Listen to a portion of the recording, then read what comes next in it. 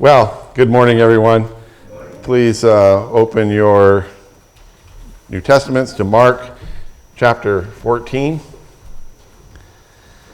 So happy that you've chosen to be with us this morning, whether you're here in the building or joining us, streaming with us on Zoom. Thank you so much for being here and joining with us in our worship, and now this part of our worship, which is a study of God's Word. We're continuing our study of the life of Jesus as it's recorded for us in the Gospel of Mark. We do that every second Sunday of the month, or try to do that every second Sunday.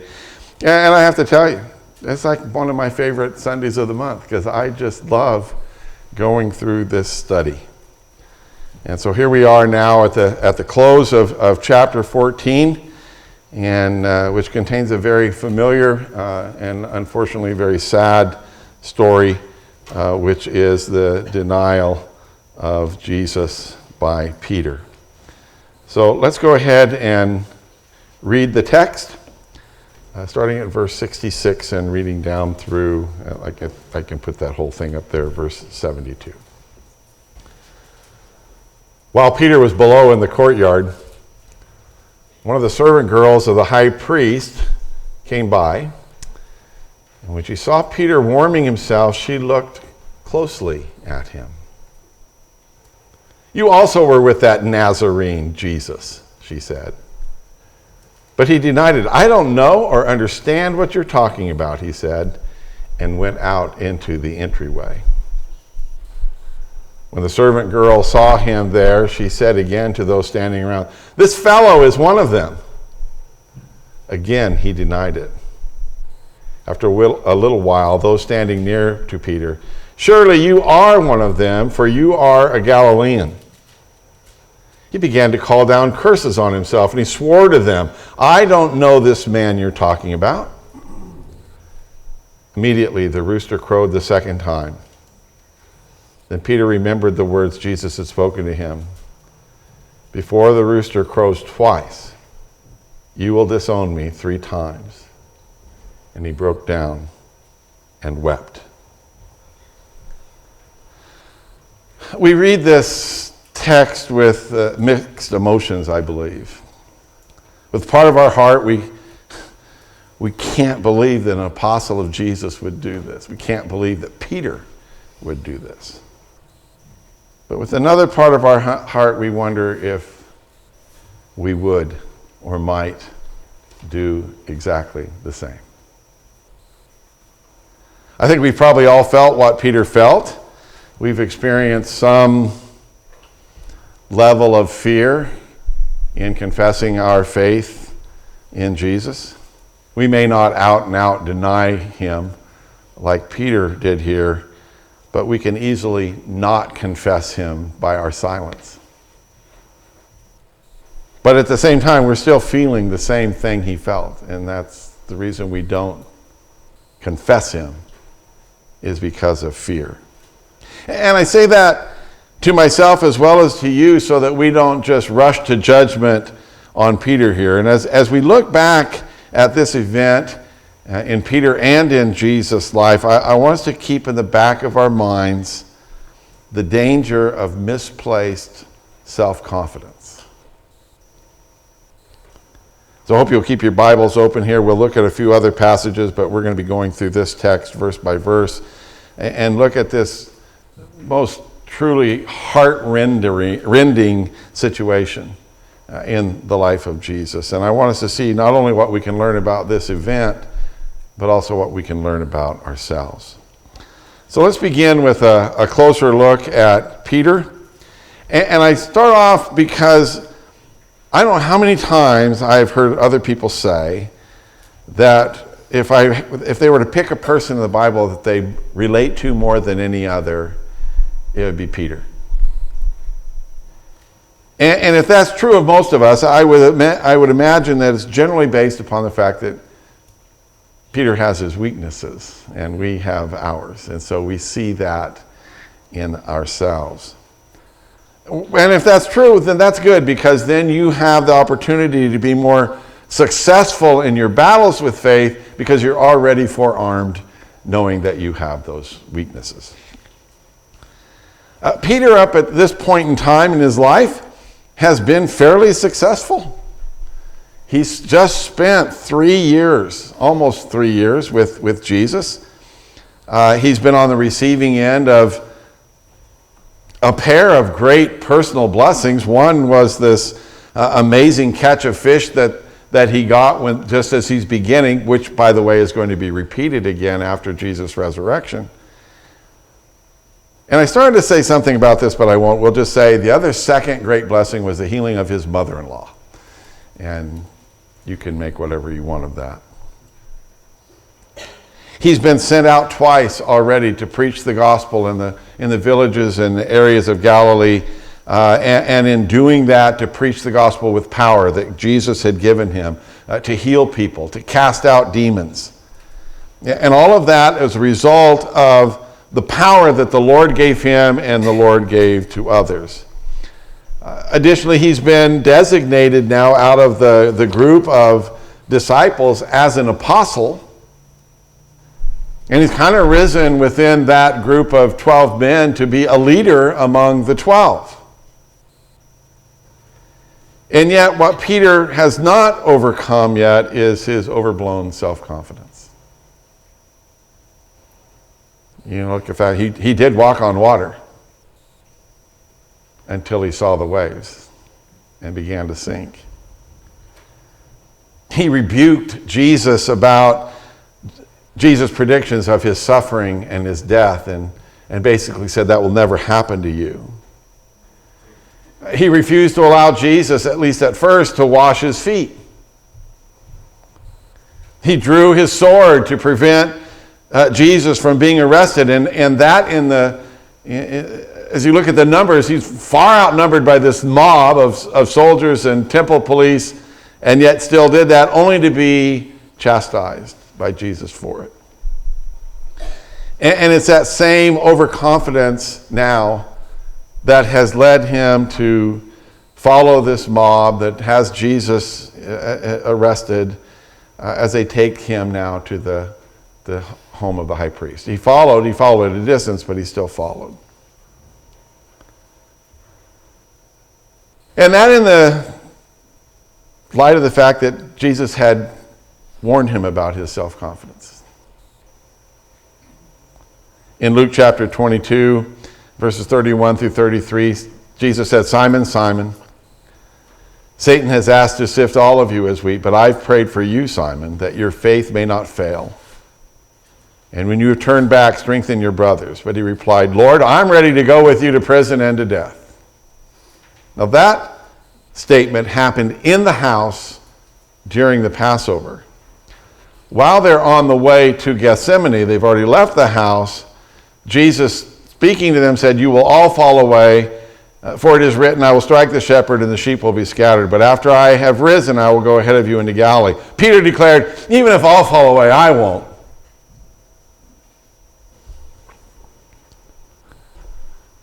I think I need one more text. "Truly I tell you," Jesus answered, I think speaking to Peter, "today, yes, tonight, before the rooster crows twice, you yourself will deny me 3 times. But Peter insisted emphatically, "Even if I have to die with you, I will never disown you." And all the others said the same. So the first part of Jesus' predictions here has already come true. The disciples have been scattered when he was arrested. So now we come to the fulfillment of the specific predictions that Jesus made about Peter as we now return to our text here in Mark. So they are at the house of the high priest. You could almost call it the palace of the high priest. Peter again has followed at a distance, Luke 22:54. Then seizing him, they led him away, Luke records, and took him into the house of the high priest. And Peter followed at a distance. And then also in John, the 18th chapter, Simon Peter and another disciple, who would be the author of the Gospel of John, were following Jesus. And because this disciple was known to the high priest, he went in with Jesus into the high priest's courtyard. So they have been inside. They're now inside. And I need you to understand that Annas and Caiaphas lived in the same house, the same palace complex. Now, this is a map of of Jerusalem when this takes place.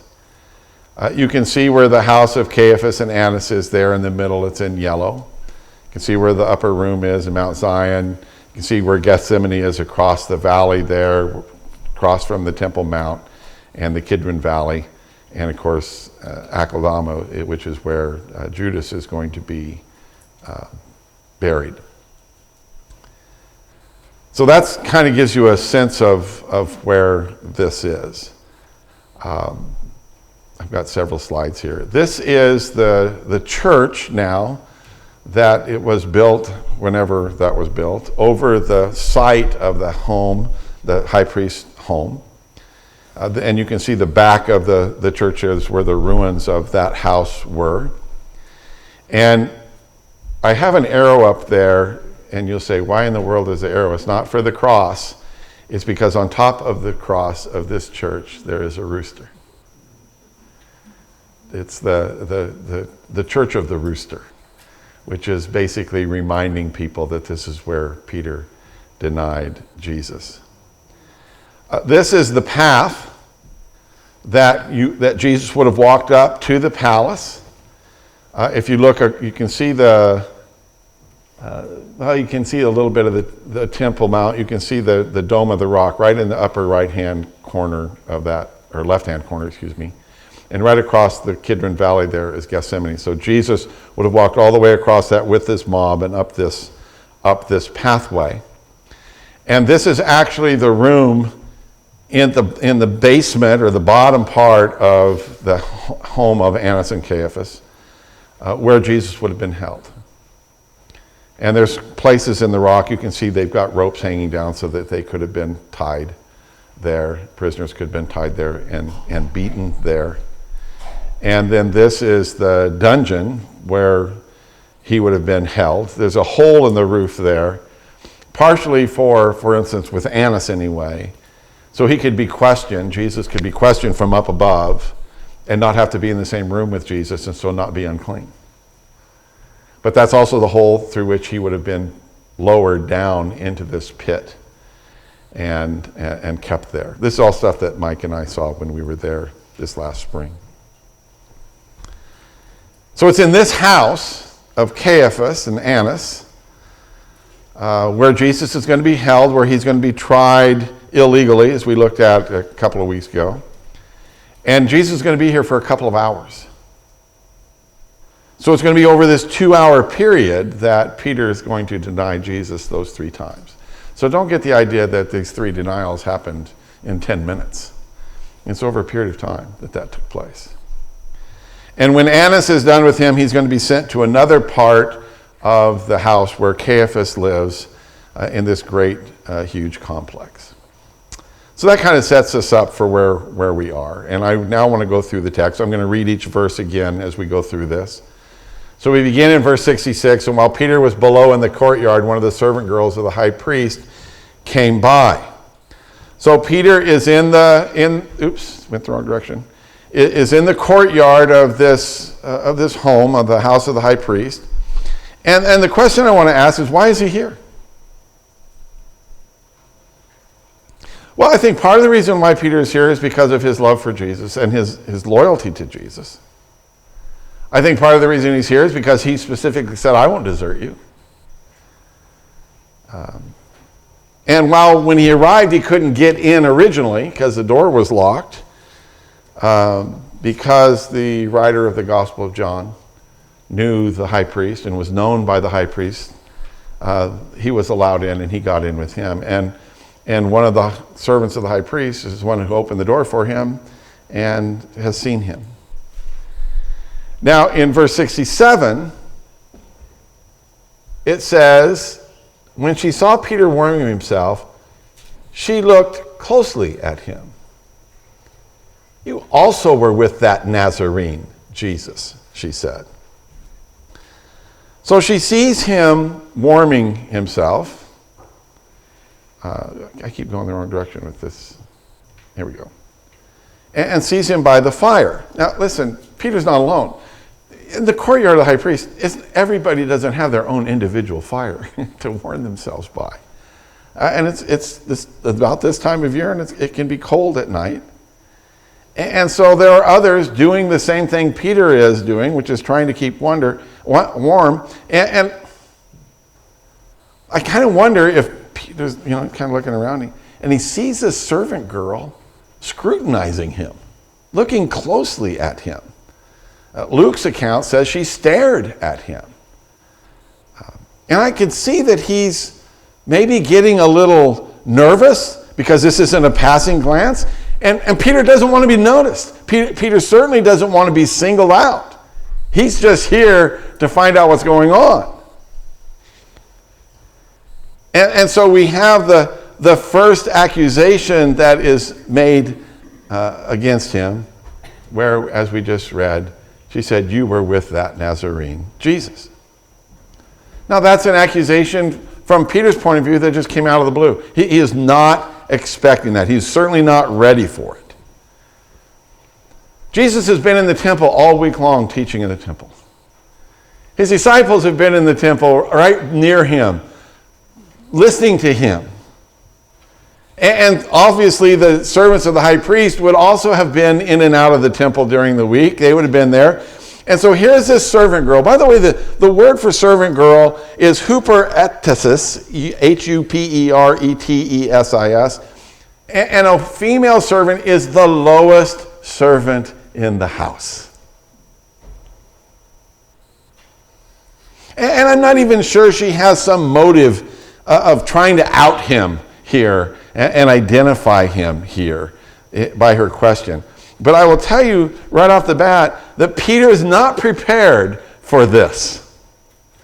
He wasn't prepared for someone to say, "Hey, you were with that Nazarene Jesus." So verse 68. But he denied it. "I don't know or understand what you're talking about," he said. And he went out into the entryway. So he denied it. "I don't know or understand what you're talking about." And then he gets up and he moves toward the entryway. Why would you head toward the entryway? Because that's the way in, and that's also the way out, if you need it. If the need arises. I don't think he's wanting to leave. I think he wants to see what's going on. But he's closer to the exit than he was before. And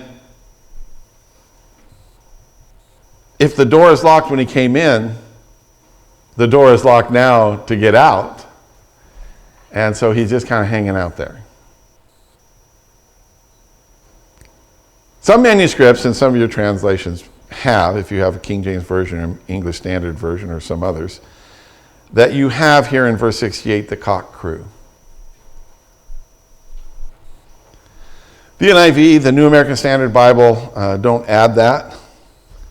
I know that happened because we're going to read later that the cock crowed the second time, so it had to crow the first time. And I don't know if it registered with Peter at this point. In my opinion, and listen, with that and $5 you can get coffee at Starbucks. Remember when I used to say in a nickel you could get a coffee? You can't do that anymore. I think that this statement is probably in the original. I think that the fact that the cock crew here, I think is probably, but that's just my opinion. So let's move on to the cock crew. Verse 69. When the servant girl saw him there, she said again to those standing around, "This fellow is one of them." So we have the same, on my translation, it seems to be the same one. Matthew and Luke says it's a different servant girl saw him. But I need you to understand that some time has passed here.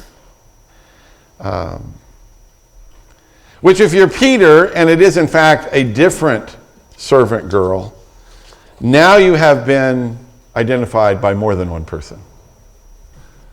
The number has doubled from before. And now she's not just saying it to Peter. I think you were with that Nazarene. Now she said to others around, this fellow is one of them. And the word for fellow here is hutosa, Houtosa. And it's kind of a derogatory word. That guy there, he's one of them. This fellow here. And so, again, that has been stated. And so now verse 70. Again he denied it. And after a little while, those standing near said to Peter, surely you are one of them, for you are a Galilean. So we've got a couple of different things happening here. First of all, again, we have him denying it. And listen, whereas I can give Peter a little bit of leeway for the first one because it was off, it was not expected, out of the blue, this is the second time. He's had some time to think about what he might say if this is brought up again. And this is, to me, a premeditated response because, hey, it worked the first time. I said I don't know him. And so he's going to say the same thing again. But again, you need to remember that some time has passed. And this seems to be a more fierce denial. Matthew says he denied with an oath, which in essence would say, I swear I do not know the man, let alone that I'm a follower. I don't know him. And then after a little while, after the second time, and Luke tells us that another hour has passed. An hour passes here in our verse 70.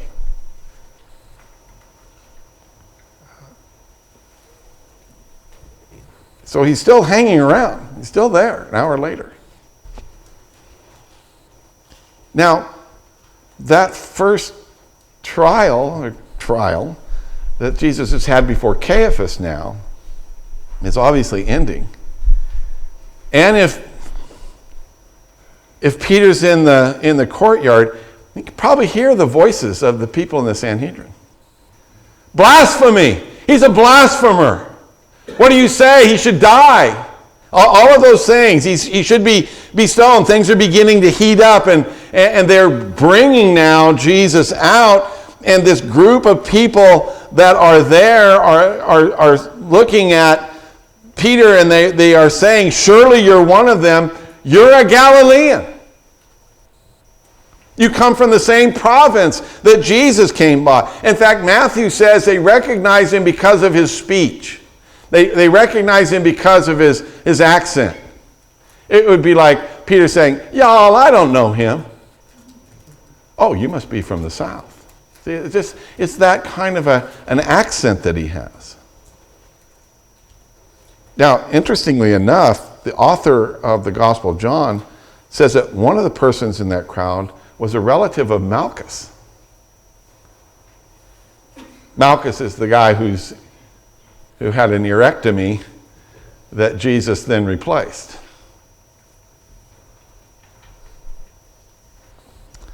So then in verse 71, speaking of Peter, he began to call down curses on himself, and he swore to them, I don't know this man you are talking about. He began to call curses down on himself. He's in essence saying, God's hand is on my head, and may I be struck dead if I know who this person is.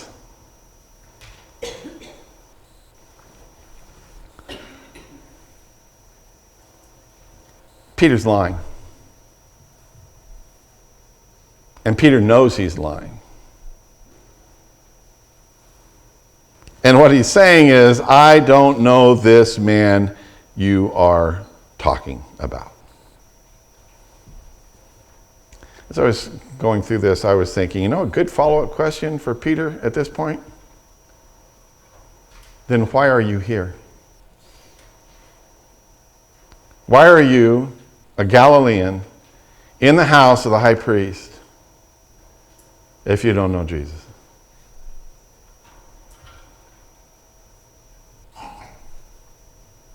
Verse 72. Immediately the rooster crowed the second time. Then Peter remembered the word Jesus had spoken to him. Before the rooster crows twice, you will disown me 3 times. And he broke down and wept. So immediately after he does this last denial, the cock crowed the second time. And listen, Luke adds here that Jesus turned and looked at Peter. So you can see them bringing Jesus down the stairs. They're going to be heading over to Pilate's hall. Maybe they're taking him to the holding basement, I don't know. But there's Peter ranting about the fact that he does not know Jesus. And when the cock crows a second time, Jesus sees him. And listen, everything Jesus had said to Peter comes flooding back into his mind. Everything that Jesus said would occur, you'll be scattered, Peter, you'll deny me 3 times, has occurred. And you know, I've always thought about this, and Peter, or Jesus looked at Peter. But Peter also sees Jesus.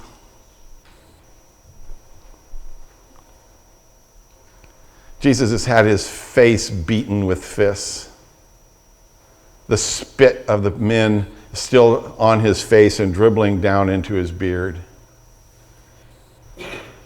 There must have been a horrendous sadness in Jesus' eyes and face as he hears Peter do exactly what he said would happen.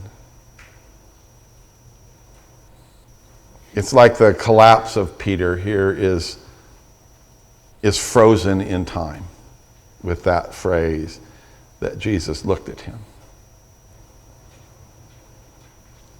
And we're told that Peter went out and wept bitterly. Now, Mark doesn't mention that he went out. Matthew and Luke tell us that he left, and he must have gotten outside and he went out and wept bitterly. So, how did this happen to Peter?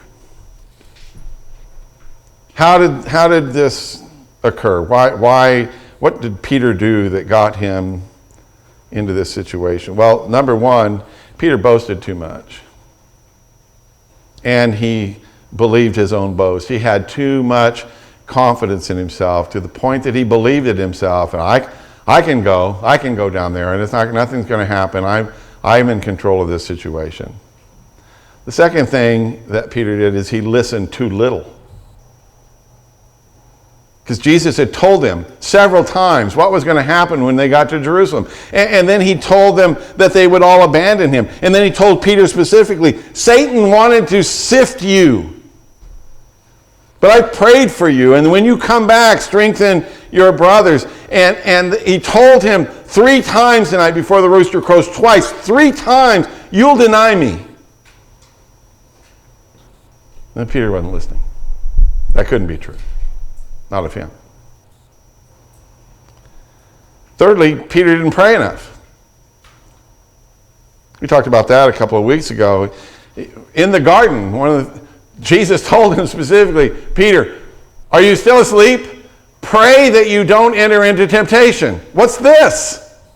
What's this right here? And instead, in Mark 14:37 through 38, Simon, he said, Peter, are you sleeping? Couldn't you keep watch for 1 hour? Watch and pray so that you will not fall into temptation. He wasn't praying, he's sleeping. And finally, Peter's in the wrong place. Now, when I say Peter's in the wrong place, I don't just mean that he shouldn't have been at the high priest's house. I mean, yes, that's a dangerous place. But in the high priest's house, he's warming himself by the fire with the enemies of the Lord. And listen, if you're going to want to be with the Lord, then the place where you want to be is by his side. Not out in the courtyard. Listen, by his side is going to be the safest place you can be. Seems like there was a psalm, yea, though I walk through the valley of the shadow of death, I will fear no evil, for your staff and your rod, you comfort me. Listen, there's a guy right here who's in the shadow of the valley of death, or the valley of the shadow of death, and where he needed to be is by his shepherd, not by himself.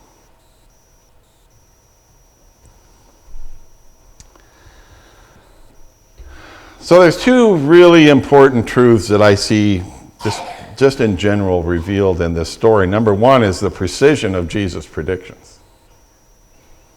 You'll all be scattered. Peter, you're going to deny me 3 times. But the other thing that we see, at least half of this, is the fall of an apostle. And because Peter's story doesn't end here with this chapter in Mark, we're going to see that even though you fall in such a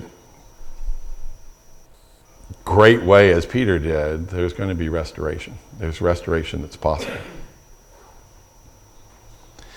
But as I was doing this lesson and thinking about it, I was thinking that, there's more to it than this. And this is an experience that none of us would have ever forgotten that we had gone through if we had been Peter and had denied Jesus.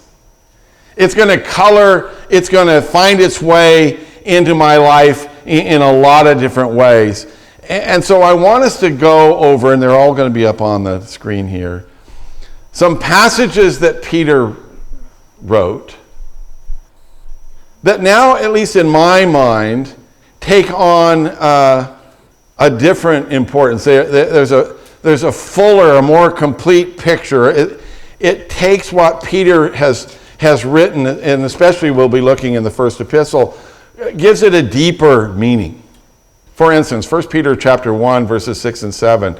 In all of this you greatly rejoice now, though now for a little while you may have had to suffer grief in all kinds of trials.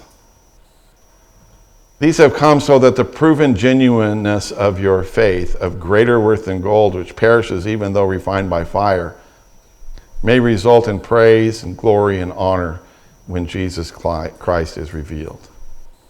If there's anyone that's ever been through a fiery trial, it's Peter right here. And his faith was indeed refined by that fire. And looking back at his life, he's going to see that the Peter that came out of that is purer and stronger than the Peter that endured it initially. 1 Peter chapter 3 and verse 15, but in your hearts revere Christ as Lord. Always be prepared to give an answer to everyone who asks to give the reason for the hope that you have, but do this with gentleness and respect. The part of Peter's problem is he hadn't sanctified Jesus as Lord. Peter was still running the show in Peter's mind. He was not prepared to give an answer when he was asked about his faith. And he certainly didn't do it with gentleness and respect when you're swearing and calling down curses on yourself. That passage just takes on a completely different meaning, or a deeper meaning, I should say. And just a couple of verses later, for it is better if it is God's will to suffer for doing good than for doing evil. I can read in this text that Peter suffered tremendously for the evil that he did, for denying Jesus. The agony that he went through as a result of that. He goes out and weeps bitterly, and he can't believe he did that. It would have been better for Peter to actually suffer for saying, yes, I know who he is. He's my master. I'm his disciple. Would he have suffered for that? Probably. But Peter's saying it's better to have that than what I went through. And then finally this one. Be alert and a sober mind. Your enemy, the devil, prowls around like a roaring lion looking for someone to devour. Jesus even warned Peter, Satan wants to sift you, and he's going to sift you. But I've prayed for you. Not that you would avoid the sifting. So he was warned that Satan was going to do that, but he didn't listen. He wasn't looking for Satan. He wasn't seeing this enemy that was prowling around in the courtyard of the high priest that night, who did end up devouring him. Listen, all of these things that we've just read are warnings to us out of the history of Peter, out of his own life, so we won't make the same mistakes. And Peter could write that. It'll come up in a minute. I know I'm pushing the right button. Kevin, can you move me? There we go. He could write that because he was forgiven. He had been restored. And he can do the same with us. One more, Kevin. I there. I recognize that this is it's a sad story.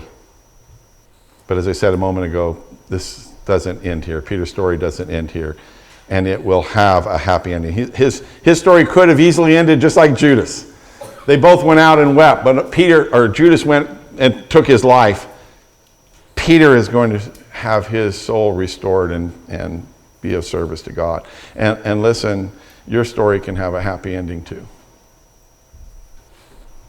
If you've had sin in your life and we've talked about this, we talked about this last Wednesday night, there's so many people that say, well, the Lord would never be able to forgive me.